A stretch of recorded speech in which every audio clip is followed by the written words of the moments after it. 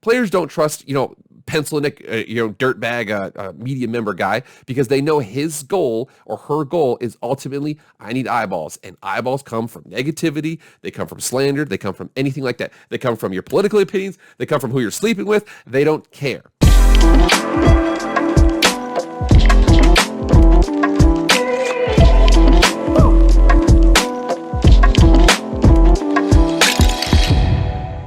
What is up, everyone? It is Jake with Master Football. Back at it again. Happy Friday. Weekend's almost here. Happy Memorial Day to all of you out there. Before we get into the video, we got to do the YouTube stuff. All right, everybody, please. Again, emphasis on the please. Emphasis on the please. Okay? Please subscribe to my channel. Okay, it really helps out the channel. Actually, the views are going up well. The channel's growing well. But the views are lacking a little bit. The views aren't lacking, but the subs are lacking. So I would really appreciate if you subscribe to my channel. Hopefully I can earn that subscription with this content today. I'd really appreciate that. Anyways, that's all I asked for today. Please, I would appreciate it. But anyways, let's get into the show. Okay, so I made a video about Julio Jones recently, where Julio Jones called in to Undisputed, talked to Shannon Sharpe.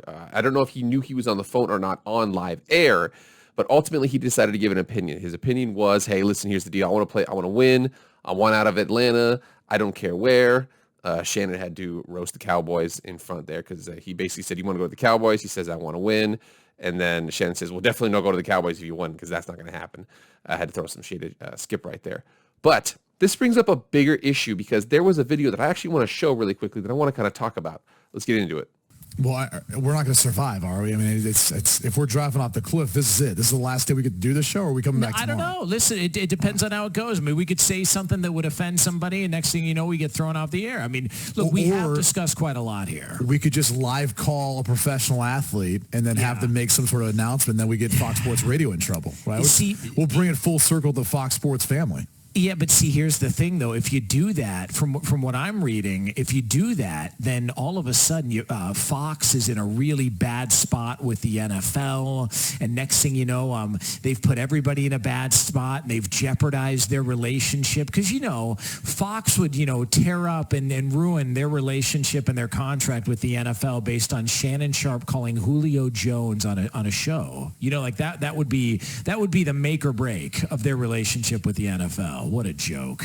Unbelievable. It really is, and I'll go one step further and just say this is actually good for the NFL. It's good for the Falcons. It's good for Julio. It's good for all parties involved. So that was a guy by the name of Jonas and Brady Quinn on Outkick coverage. They were basically saying, like, there was a lot of media members out there that were upset that broke, that they're trying to talk about the controversy here and there. Oh my gosh, the NFL is going to come at the Falcons. They're going to come at Shannon. They're going to come at Fox. Everybody's coming at everybody. It's all heading up in a basket. What are we going to do here? I really appreciate the fact that they knew that it's ridiculous. But I do think it is, they were talking about woke companies. I don't think they're necessarily woke. But I do think there was a couple people out there that, let's just be honest, that article continues, that video continues, and they basically talk about how, media members don't like it when players are able to say, hey, you never played in the league, you never played in the league. And unfortunately, the reason why they don't like it is because they don't have a good comeback for it, because you haven't played in the league. So what we're seeing now is this is a microcosm into a bigger issue right now. What we're seeing is the media is starting to fractionate. The media is starting to lose the megaphone, because before, especially in sports media, and I'm going to go into it in a bit here about the sports media, but what's been happening is there have been smaller and smaller channels that have been popping up, like mine, excuse me. There have been smaller and smaller channels that are popping up. People are starting to kind of cut out the middleman. The middleman was ESPN. The middleman was Fox Sports, things like that. I know that was technically happened on Fox Sports. But what's happening is those big companies are unable to get the breaking news stories like they used to. They're still doing it. Obviously, you still got your Adam Schefters. You still got your Ian Rappaports. They're still doing a good job. But what's happening now is that those exclusives are just coming straight from the players. I think the other day I saw Adam Vinatieri, who retired on air live with Pat McAfee. Pat McAfee's show, okay, co-hosted by AJ Koch. Adam Vinatieri is one of his good friends, calls him Vinny, was the holder for him for many years. He just retired on his show, as opposed to him having to go through certain channels that they had before. You have to go to ESPN to announce that. You got to go to the Sports Illustrated to announce that. They just, hey, we're just going to take it straight to you. It happens right on the show live. And I think that what's happening is the the temperature is being turned up in the room by the old guard because they're like, listen, we have to find a way to stay relevant. We have to find a way to kind of get eyeballs on us. I want to show you a couple articles here, show you a couple of videos, and kind of show you what this has produced.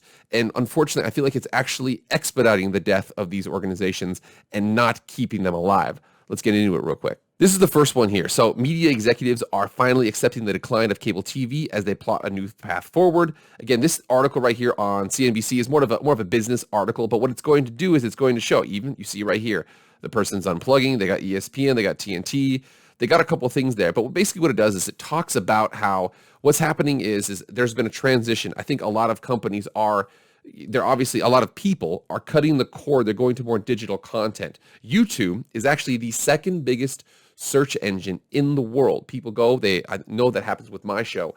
A lot of times people will say, hey, what's going on with this player? Who's that? Who did they draft? Bam, go to YouTube. I know for myself, a couple of the videos, my Quentin Bohanna video, a lot of the Cowboys fans, I had went and checked that out. I had 2 players from the Bears get drafted. So a lot of people are finding that information on YouTube, and they don't really have to go to ESPN to find out on Quentin Bohanna because they're going to have one little blurb. They've got one little sentence about him. I know I only got like a 7 or 8 minute video about him, but still you're able to kind of cut those people out. These media companies have to adapt. They have a couple different options. They either go digital themselves or they kind of turn up the volume a little bit. I want to show you a couple examples that really get me going.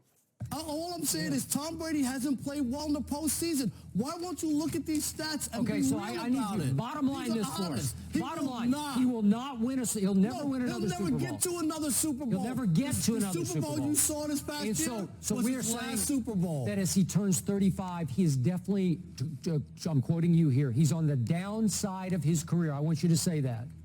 As he turns 35, Tom Brady's on the downside of his career. And if you ask me if he'll ever get to another Super Bowl, I have one answer. No way, no how. Well, that is a rather interesting perspective because as of that date, when he gave that opinion, I believe it was in 2012, was right before his 35th birthday. August 3rd, 2012, he turned 35 years old. As of that date, let's check and see what he's done since then. So he turns 35 in 2002 or 2012 on August 3rd. Let's check and see how he did ever since then. This is the date right before he started that season. So he started August 1977. He turned 35 years old in 2012. Since that time, he has 4 Super Bowl wins and 1 MVP. Now, the problem with that is, and I know that, first of all, Tom Brady is an exception, but I do believe that for him, Rob Parker is a small example. I mean, Rob Parker is a small example. There's Skip Bayless. There's a couple other guys out there that know, listen, I don't have to be correct in my opinions. I don't have to give educated guesses. All I got to do is stir up some crap and get some ratings. All ratings are good ratings.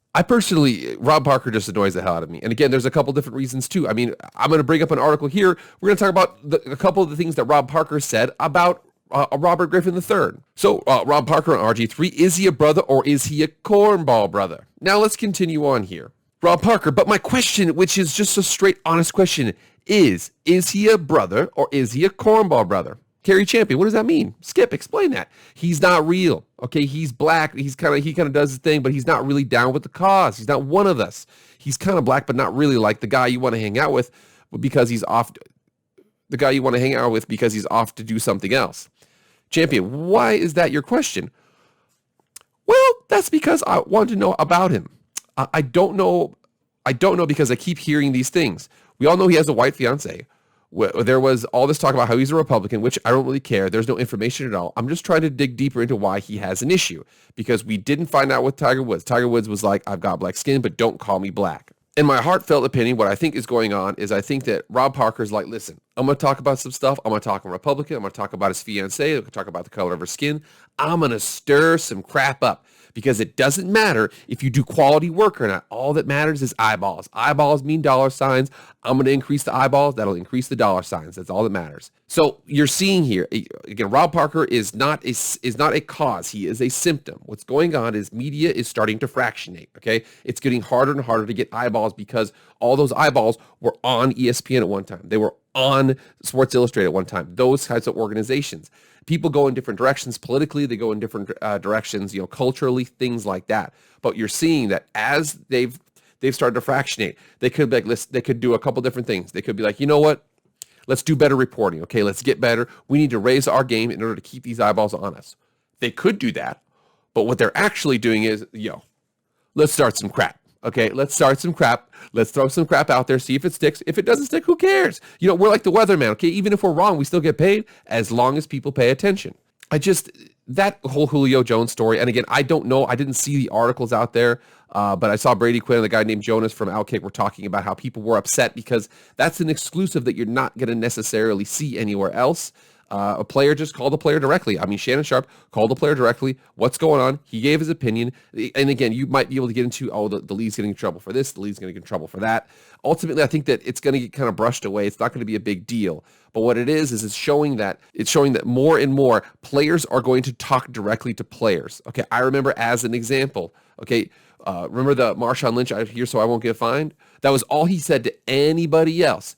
Deion Sanders walked up to him, and Deion Sanders got him to say a little bit more, got him to open up a little bit more. He ultimately didn't say much in that interview, but you can see that players trust players. They know where they're coming from. Players don't trust, pencil neck, dirtbag, media member guy, because they know his goal or her goal is ultimately, I need eyeballs, and eyeballs come from negativity. They come from slander. They come from anything like that. They come from your political opinions. They come from who you're sleeping with. They don't care.